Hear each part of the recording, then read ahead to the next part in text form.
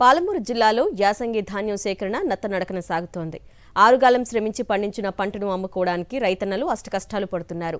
తేమ పేరుతో మిల్లర్లు వరి ధాన్యాన్ని దోపిడీ చేస్తున్నారని రైతులు గగ్గోలు పెడుతున్నారు. తడిచిన ధాన్యాన్ని సైతం మద్దతు ధరకు కొనుగోలు చేయాలంటున్నారు రైతులు. పెరిగిన పెట్టుబడులు, తగ్గిన దిగుబడులు వెరసి అన్నదాత అప్పుల పాలవుతున్నాడు. పాలమూరు అన్నదాతలకు పండించిన ధాన్యం విక్రయించడం కత్తిమీద సాముగా మారింది.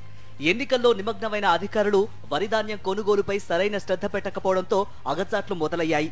ఒకవైపు ఖరీఫ్ సీజన్ ఆరంభం కావస్తున్న వేళ యాసంగి పండిన పంటను సైతం అమ్ముకోలేని స్థితిలో పడ్డారు రైతులు. ఉమ్మడి పాలమూరు జిల్లాలో రబీలో రైతులు దాదాపు 4,80,000 ఎకరాల్లో వరి పంటను సాగు చేశారు.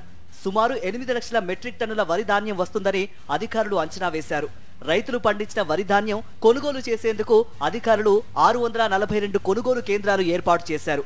ఏ గ్రేడ్ ధాన్యానికి 2,203 రూపాయలు, సెకండ్ గ్రేడ్ కు 2,183 రూపాయల మద్దతు ధరను ప్రభుత్వం ప్రకటించింది. కేవలం ఇప్పటి వరకు దాదాపు 1,50,000 మెట్రిక్ టన్నుల ధాన్యం మాత్రమే కొనుగోలు చేశారు. ఏదైతే ప్రభుత్వ నిబంధనల ప్రకారము 17% లోపల తేమ శాతం ఉండాలి, తాళ్ళు లేకుండా ఉండి మీరు ధాన్యాన్ని తీసుకురండి, మద్దతు ఎంఎస్పి ప్రభుత్వం ఏదైతే నిర్ణయించిందో ఆ మద్దతు ధర మీరు పొందండి అని చెప్పి మేము సలహా ఇస్తున్నాం వాళ్ళకు. కొనుగోలు కేంద్రాల్లో తేమ సరిగా లేదని నిర్వాహకులు ఇబ్బందులకు గురి చేస్తున్నారని రైతులు ఆరోపిస్తున్నారు. ఇటీవల కురిసిన వర్షాలకు ఆరబోసిన ధాన్యం తడిసిందని దాన్ని కొనుగోలు చేసేందుకు కేంద్రం నిర్వాహకులు అంగీకరించడం లేదని ఆవేదన చెందుతున్నారు. మరోవైపు మిల్లర్లు తమను నిలువు దోపిడీ చేస్తున్నారని మండిపడుతున్నారు. సంచికి 2 కిలోల తరుగు తీస్తూ మోసగిస్తున్నారని అంటున్నారు. ధాన్యం కొనుగోలు కేంద్రాల్లో గన్ని బ్యాగుల కొరత ఉందని, టార్పాలియన్లు అవసరం మేరకు అందుబాటులో లేవని ఆరోపిస్తున్నారు. కొనుగోలు నిర్వహిస్తున్నాం. ఇక్కడ మాకున్న గైడ్లైన్స్ ప్రకారం సివిల్ సప్లై వాళ్ళు ఏదైతే నామ్స్ ఫాలో అవ్వమన్నారో దాని ప్రకారం మేము మెయింటైన్ చేస్తున్నాము.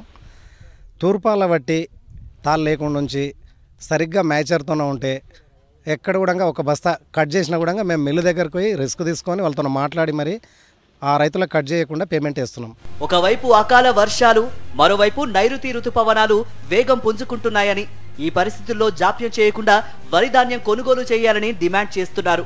డబ్బులు కూడా వెంటనే చెల్లించాలని కోరుతున్నారు. బోనస్ ఇస్తున్నది ఈ పంట నుంచి ఇస్తే సంతోషం. ఇంకోటి సన్న రకం కానీ దొడ్డు రకం కానీ అన్ని రకాలకు కూడా బోనస్ ఇవ్వాలని మా రైతులను కోరుకుంటున్నాం. ప్రభుత్వ మద్దతు ధర కంటే బహిరంగ మార్కెట్లో క్వింటాలుకు వరి ధాన్యం ధర 2 నుంచి 300 వరకు ఎక్కువగా పలుకుతుంది.